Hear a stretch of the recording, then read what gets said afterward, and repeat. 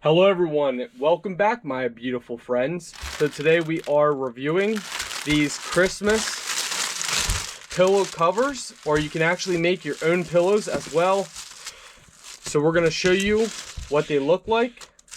Oh, that's a little disappointing. So if you guys look, this one, Merry Christmas, is actually cut off a little bit.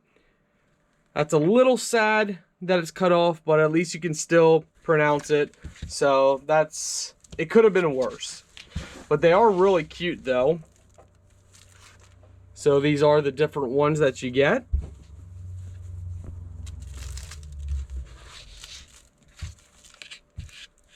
Different styles. Warmest wishes for Christmas. Let's go ahead and check out these other two.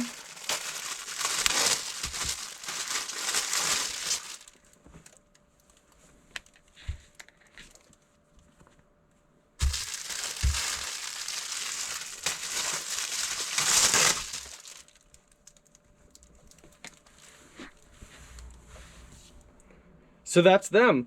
Each one zippers open right like that, and you can fill this in with polyfill or anything else, or put another pillow inside.